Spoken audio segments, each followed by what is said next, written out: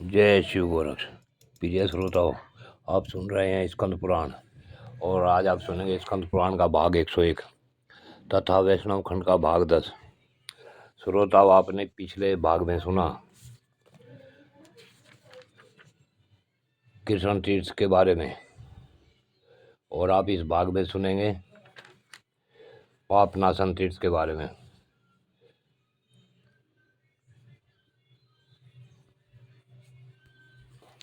तो आज भाग 101 सुने। सूत जी कहते हैं कि पूर्व काल में भद्रमती नामक एक श्रेष्ठ ब्राह्मण थे जो वेदांगों के पारंगत पंडित थे, परंतु बड़े दरिद्र थे। उनके पास जीविका का कोई साधन नहीं था।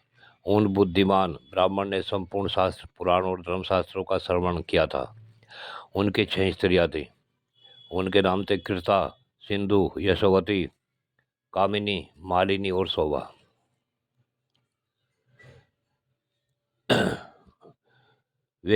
उनके गर्भ से ब्राह्मण ने 200 पुत्र उत्पन्न किए थे।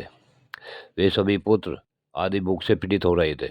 अपने प्यारे पुत्र और प्रियतमा पत्नियों को सुधा से व्याकुल देखकर दरिद्र भद्रमती विलाप करने लगा। हाय, भागहीन जन्म को धिक्कार है।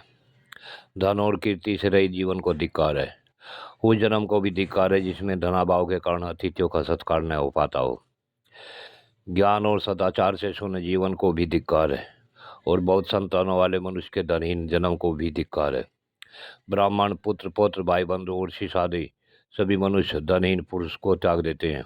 आहो, दरिद्रता बड़ा भारी दुख है। उसमें भी आशा तो अत्यंत दुखदायिनी होती है। आशा के वशीभूत हुए मनुष्य क्षण क्षण में दुख भोगते हैं। जो आशा के दास है वे समस्त संसार के दास हैं, और जिन्होंने आशा को अपनी दासी बना लिया है उनके लिए संपूर्ण जगत दास के तुल्य है।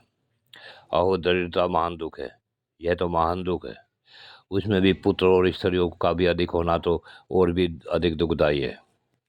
उस समय उनकी स्त्रियों में से जो कामिनी नाम वाली पतिव्रता पत्नी थी, उसने अपने पतिदेव से कहा, भगवान मेरे प्राणनाथ, मेरी एक बात सुनिए। ऋषि मुनियों से सेवित सुवर्णमुखी नदी के तट पर देवताओं के निवास करने योग्य परम पवित्र वेंकट पर्वत है। उसके शिखर पर सब पापों का नाश करने वाला पावन तीर्थ है। हे मामते, आप पत्नी और पुत्रों के साथ वहां चलकर पापनाशन तीर्थ में स्नान कीजिए। मैंने बचपन में अपने पिता के समीप नारद जी के मुख से उस तीर्थ का मातम इस प्रकार सुना था कि सब पापों का नाश करने वाले परम पवित्र वेंकटाचल पर पापनाशन नामक एक महान तीर्थ है, जो समस्त दुखों का निवारण तथा सब प्रकार की संपदाओं का दान करने वाला है।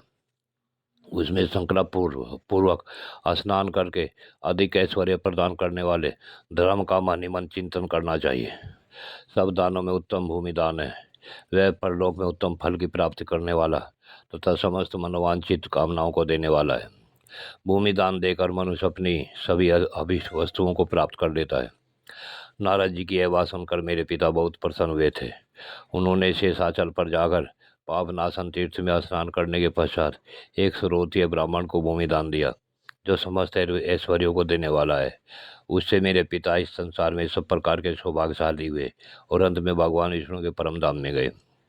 हे महाभाग, आप भी गिरिश्रेष्ठ वेंकटाचल पर चलकर संपूर्ण कामनाओं को देने वाला भूमि दान कीजिए। अग्निहोत्रीय श्रोत्रिय ब्राह्मण को थोड़ी सी भी भूमि का दान करके मनुष्य पूर्णावर्ती रहित ब्रह्मलोक को प्राप्त होता है। वेंकटाचल पर्वत पर किया हुआ भूमि दान तथा पापों का नाश करने वाला है। अपनी पत्नी की यह बात सुनकर और शेषाचल निवासी भगवान विष्णु का ध्यान करके भद्रमती ब्राह्मण बहुत संतुष्ट हुआ। उन्होंने अपनी बुद्धि से परम उत्तम क्रीडाचल पर्वत पर जाने का निश्चय किया। वे अपनी स्त्री के साथ सुशाली नाम वाली नगरी में गए और सब ऐश्वर्य से युक्त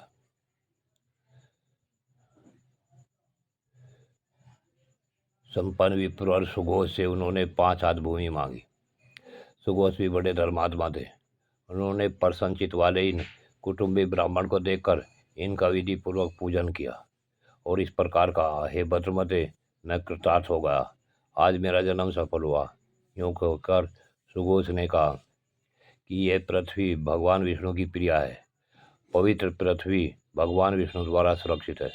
पृथ्वी के दान से भगवान जनार्दन मुझ पर प्रसन्न हो। प्रिय श्रोताओं, यह कथा आज यहीं पूर्ण करते हैं। आगे की कथा अगले भाग में सुनेंगे। जय श्री गुरु।